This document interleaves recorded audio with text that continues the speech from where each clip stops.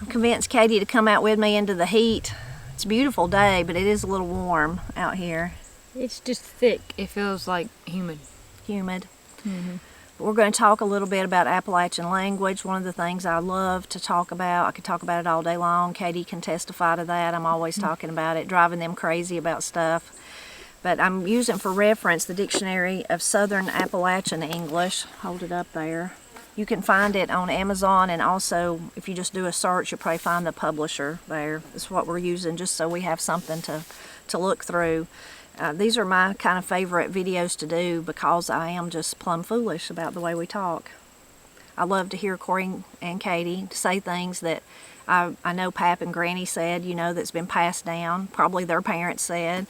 I really love that. There's lots of things I say that they don't say. Lots of things Granny says that I don't say. But I like to make an effort to hold on to as much as we can. And we're going to be talking about the letter D today. D. This first one is really one I've never heard. And this is interesting. That's why I love to go through the dictionary. There's ones that oh yeah, don't everybody say that? I think that. And then there's others like, what? I've never heard that before. So I think it's really interesting. So this one is dabble. You know, you're familiar with the word dabble. I know you are, Katie. But yeah. This is the part you're not familiar with. It's a verb, to wash oneself. Better go get in the shower and dabble. Yeah. I'm nasty. I need a little dabble. Yeah, I need a little dabble. Dabble my feet. They're gross. 1939 and 1944 Wentworth edition. It says, I want to dabble and go to bed. There you go. I want to wash my feet and go to bed. I want to dabble and go to bed. Tonight when we go to bed, Katie can say that. I'm going to go take a dabble and then I'm going to get into bed. To give Ira a dabble? Yeah, give a little Ira a dabble. Yeah, I don't know about that. 1941 Stuart Men of Mountains. You fellers dabble in the pan and get ready to eat. So I guess dabble then meant like wash up your hands and get ready. So you'll have to tell us if you've ever heard that one. That's really an interesting one to start with. Sometimes I hear these and I'm like, I don't know about that. And then sometimes I think, Katie accuses me of making them up sometimes. Yeah. But I'm like, well, you know, I mean, does that mean that there's things that we say now that they won't say one day? Oh, yeah. You know what I mean? Definitely. So, right, yeah. Like, you know what I mean? It's probably one of them. Yeah. These next ones are really just a list. Don't really have a definition, but I know, Katie, you're familiar with these. Kind of like bywords that you would use if you're upset about something. But dad blamed, dad blast, dad blasted, dad burned, dad busted, dad drat, dad drought. I hadn't heard those two. Those are interesting. You've heard some of those at least. I say that a lot. I say dad burn. Yeah, or dad blame it. Instead of burned, though, it's always just burn. Or I probably even said dad busted before. Dad busted, yeah. Dad blame, I say that a lot. Here's some more of them. Dad gone. Dad Jim. I say Dad Jim. I say dad gone sometimes. Dad Jimmed. I've heard you say Dad gone, I think, today. Dad rabbited. That's a good one. Dad rabbited. Dad rabbited.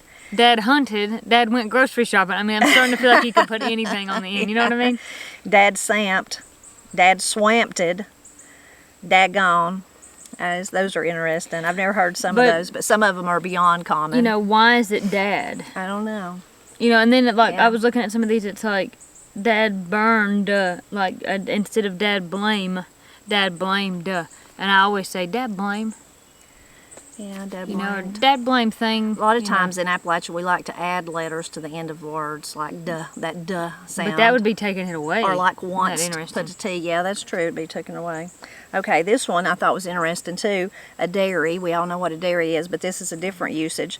Also, dairy house is a noun, a small outbuilding in which dairy products and other food are kept cool and fresh, most often built over a spring. The more common term in the mountains generally is spring house. So Right. spring house is what we'd be most familiar with.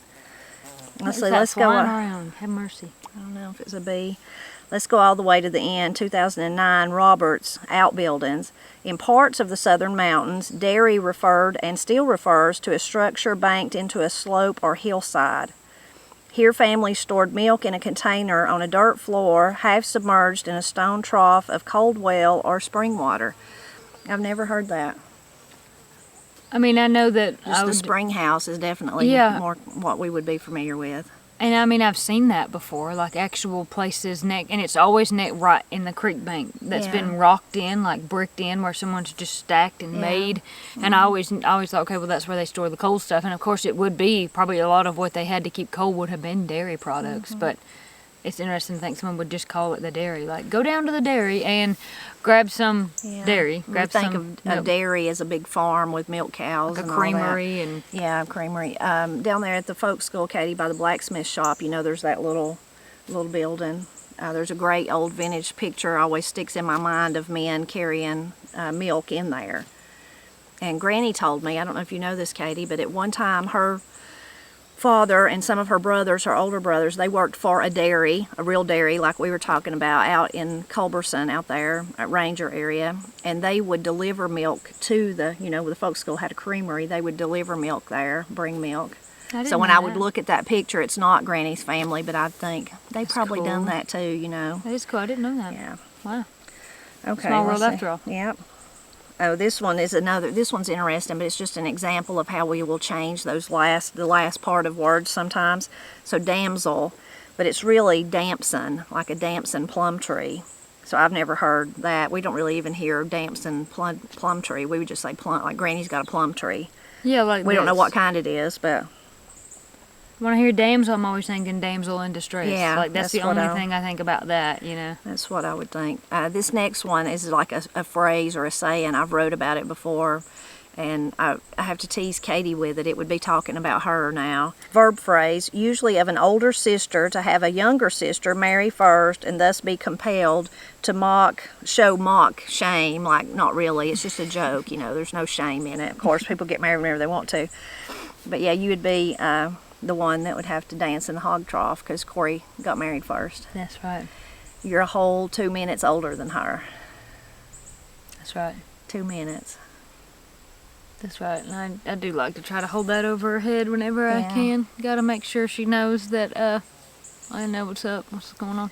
In 1982, Sloan, How We Talked, from that book, it says, when a boy or girl got married, having older brothers or sisters at home, still single, the older ones were supposed to dance in the hog trough at the wedding as punishment for letting the younger get married first. Of course, it's just all in fun, just to tease. We are a people that like to tease. That reminds me, I did give a little speech at Corey's wedding. You did? Mm-hmm.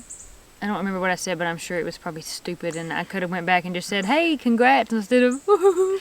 It was sweet, and it made everybody cry. And I did quote an Eagles song. Yeah, it was sweet. That would be me. It was very sweet. Yeah, you did good. The next one is another example of those changing the end of the words is dancingist. So we say fightingist, singingist, right. Or that's the dancingest bunch I ever seen. Yeah, like, I definitely. Yeah, dancing the best, most proficient at dancing. And then it says, see also EST and grammar and syntax. That's because so many of those words, fightingist, all those we would put an EST on just to make it more, it's the one, the ultimate, the ultimate. It makes me think, like, anytime we're talking about Appalachian language, I'm always thinking about Granny and Pap, because they did have, Pap had, and Granny still does have so many interesting things that they say, and a lot of it is out of this book. And I know I've heard Granny say things like, instead of saying like, that was really expensive, she would say, that was the most expensivest. Mm-hmm. Something like that, like putting the EST on something as complicated as expensive. It makes it harder to say, but we really love to put emphasis, like drive it home. I've even heard her say, and that pattern was the most complicatedest pattern, and I'm like, you mean complicated? Complicatedest pattern, and you can call that out to her, and she has no idea. She's just saying what she thinks. Yeah. Granny's such a perfect example, and I wish I could catch her say all this so people would, be like, this is still alive. It's still happening. People are still using this language, because I know everybody might be tempted to be like me and be like, But I know, I've heard it with my own ears come out of her mouth. This is an interesting one. Again, one I've never heard of. I don't think Katie has either. Darb. Darb is a noun, something superlative, just the thing. So 1968, Clark, Stewart's, Kentucky. The big one-eyed hoe was the darb for cutting sprouts. the little sourwood sprouts and the sawbriars, which were toughest of all. So it's like saying it was the best thing instead of Darb. I've never heard that. That's really interesting. Please tell us if you've heard that one. No, yeah. It makes me think, I wish me and Corey would have had this book when we were going to high school or college. And you could have just said could these have studied words. it up, and we could have had our own little language, and nobody would have known what we were talking about, but we would have, and then we would have been simultaneously keeping all this alive. Yeah, people would It's have not been too like, late. where are they from? We can, I can you study can this copy, we'll get her a copy, and we Yeah. can work on it. This is one I've heard, I might have heard Pap say it, but mostly I've read it in old books, but daresome, afraid. So it could also mean like if you're not afraid, like if Katie was daresome, she'd be, I guess it could be either way. I could be saying you were daring or afraid, but this is saying afraid. I'm daresome to do it, like when you're afraid to do something. Let's see. I was thinking me and Corey could say, dare you say that's the Darb? Like that's the, you know what I mean? Like, if we were talking about like a fashion statement or something. This was 1989 in Matewan, if you've ever seen that movie. You was daresome to stick your head out then. They stuck their head out when there was a gunfight going on. So yeah, you'd be out the door daresome. during the gun Yeah, battle. you'd be daresome. Okay, that would be scary for sure. Darksome, sort of like that, tending to be dark. Makes sense. Justice, other side. Better throw a pine knot on the hearth. It's getting darksome, said Mammy. I like that, darksome. Well, I don't say it, and I've not heard nobody say it, but I like it. Yeah. Getting darksome. I would just always think, yeah, it's getting dark out. Yeah. Let's try to say darksome, you want to?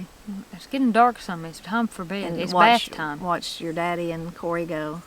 No, we could say, it's getting darksome. It's dabble time. It's getting instead of bath time. darksome. I've got to go dabble. It's dabble time. Say that tonight to your Gotta daddy. go. And dabble time is all the Darbs these days. Yeah, there you go. You got them all. Katie's working on this. She's doing good. And Yeah. Dad's gonna be like, What? Yeah. Okay, this one is a really common one in our house, at least, and in our area, but Dark 30, 1997, Road Teaching Stories. Dark 30 is a specific time of day just before night falls.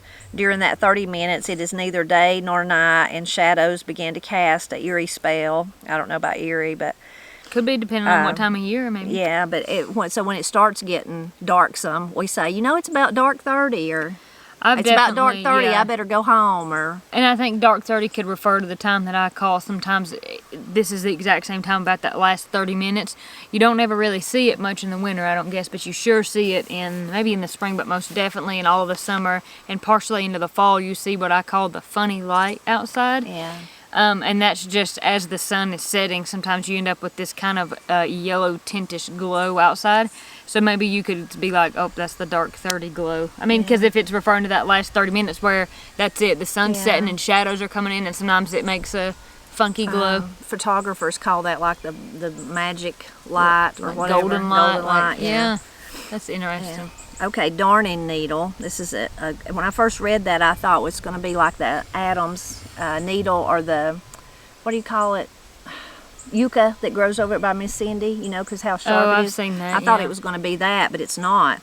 It's also devil's darning needle, but it is a noun. One of Katie's very favorite things, a dragonfly.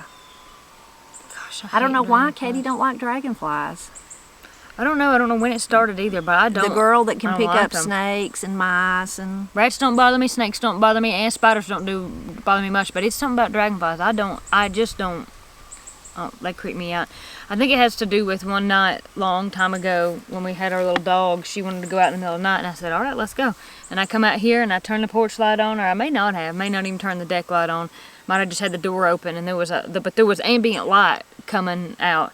And one of those big Luna moths got in my hair. Yeah. And I didn't know what it was, just for a little while. It was in the dark. And and it just scared me. And then it got on the dog, and it was just not good. And then from then on, it's just something about that, but mostly the dragonflies, because the Luna moth would be soft, and then you wouldn't even want to touch its wings because it could kill it, probably. Yeah. But the dragonfly, I just think about a little whip flying around, because their bodies look hard, and I'm like, nah. No. I've not really heard them called this at all ever, but I've heard snake doctor and snake feeder. Like wherever you see a dragonfly, there should be a snake nearby somewhere. I've heard you say, and I've heard other people say snake feeder. I don't know, they just creep me out. I don't want them around me, because that's what they want to do. They want to land on you, and I'm not about it. Although, this is really interesting. I say that I'm not familiar with that, and then one of the references is my blog. Of course, it wasn't me saying it, but it was a comment from somebody.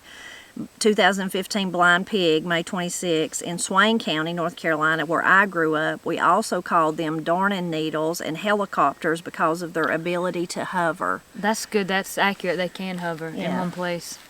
So that's neat. I love it when I come across something like that in here. We're getting in the sunshine. I put us in the wrong place. No, it's we may okay. have to Sun's scoot kind of over. casting in a little bit. Okay, daub is to make a chimney house snug by covering chinks or outside cracks with mud and clay, in between the log cabin.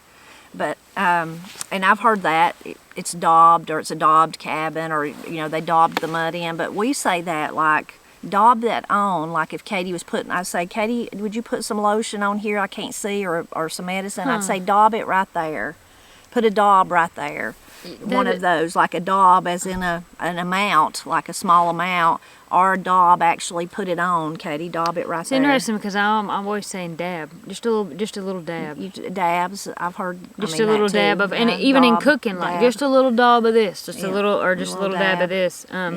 But it and also, even you could even say dab it right there, Katie, Yeah. dab it right there. But it makes me think of, when it was talking about chinking, it makes me think of dirt daubers, kind of in the same dab. Because that's how they build their little home. Same kind of, it's like chinking, for bees. Yeah, for bees.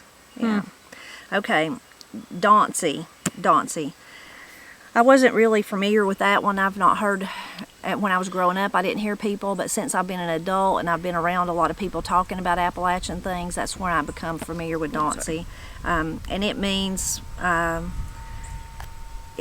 if you're not feeling good, if you're sick, if you're frail, if you're infirm, those kind of things. And it's also got some other forms like Dauncey, Dancy.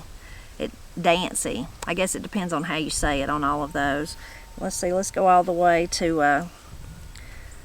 1945, Hans Hawks Dunn. He seed it took me back, so he was quick to say, I just allowed she might hunt something to eat at night, but I reckon not. She seems too dauncy about her eating, so she's too dauncy to eat. Poor about her eating. Yeah, feeling too bad to eat. 1952, Wilson folk speech, dauncy equals particular, sickly, delicate.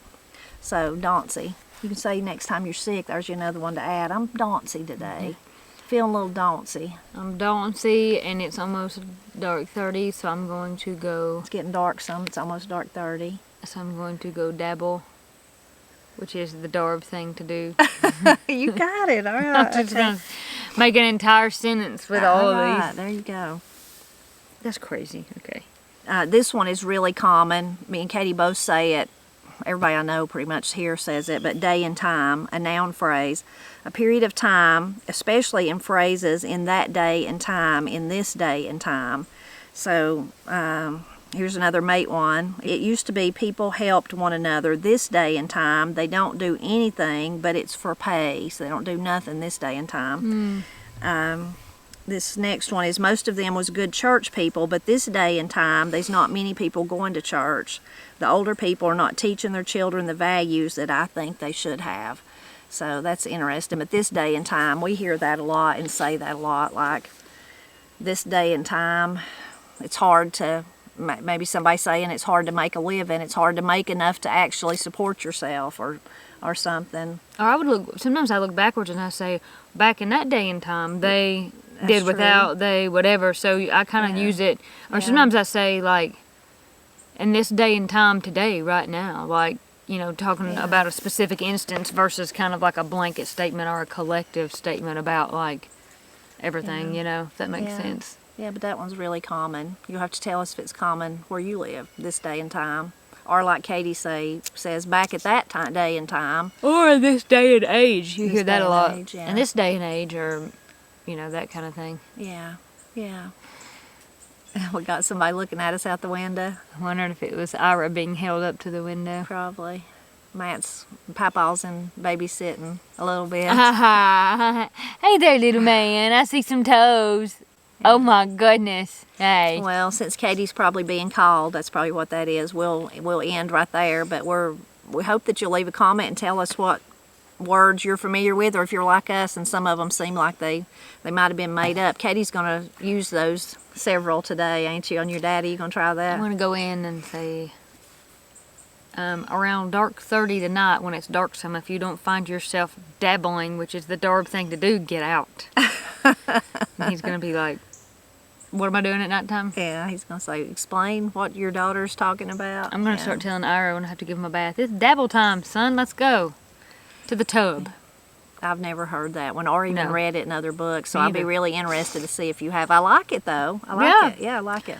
I think it's all interesting. And I think that's the funniest part is it still alive out there somewhere? Is somebody using this? And definitely tell us if And you a lot are. of times it is. Just because we've not heard it here doesn't mean that just over the ridge in Pinhook or just over the ridge that way in Pine Log that there's not somebody there that said, like, we say that all the time. don't What's know. wrong with you? So I've learned that, especially in all my years of learning about Appalachian language. It varies by region, by place, but sometimes it varies by Just holler. people groups, This holler and not that holler. So Yeah, you don't know what really, people are really doing. interesting to think about. I will share one thing with you before we go so Katie can go get little man. But we got the news from Granny's test, her recent test. I know a lot of you have been asking and you've been praying, and we appreciate that so much. And your prayers have been answered. I have to be careful, I'll start crying. But today she got a really, really great report from the cancer doctor. Still, on all the scans she's had, no sign of cancer other than the little residual place of the tumor that's still there. And her tumor levels have went down. Her blood, if you follow along, she lost a tremendous amount of blood and spent 19 days in the hospital. Her blood levels are continuing to go up just like they want them to. So she got a great, great report this morning. She don't even have to go back for 4 months. So thank you so much, everyone that's prayed for her. That's answered prayers. First thing me and Granny looked at each other and said answered prayers. That's it. And we know you prayed a lot for her, and we really, really appreciate that. It's a present. It's a gift. I'm so excited. It's so wonderful, yeah. I didn't know me and Granny, neither one. Nobody knew what they were going to say if they were like, well, we see some other spots or something, but there was no other sign of cancer except in that one little place that has been treated with basically everything they can do at Granny's age, and it's not changed, and her markers are going down, so that's all wonderful, wonderful news. And we really do thank you for praying for her and for asking about her, and for coming by to help us celebrate Appalachian culture, language, food, music, all of it. We couldn't do this without you, and we're really thankful for you. Now, it's time to get off, and everyone on the other side of this camera needs to go dabble. Take a dabble, you stinky people. Just joking. Don't be offended. I just was wanting to give you an example on how to use our vocabulary. Katie's really determined. She's going to use that word today. Yeah, and it's going to be confusing because people are, you think about dabble as in I dabble in this, I dabble in that, I'm a jack of all trades, I don't do one, that's where you hear it. But now I'm going to say no. Dabble is reserved for the bathtub. It's shower time. It's washing time. You do have a good opportunity. You can tell Ira, start telling him every day, it's time for your dabble. And he'll be like, instead of, you want to go take a bath? I always tell him, it's bath time. Get in here. We're going to put you in the bathtub. He loves bath time. I guess most kiddos do. Well, they do until it's like they're busy and want to do something else. And when they're actually really dirty, when they can get outside, then they're like, no, let me play. You and Corey always liked it. Of course, you always made a big mess, but you liked We it. did. We did take it as an opportunity to splash the water out. I guess that's a kiddo thing. Yeah, for sure.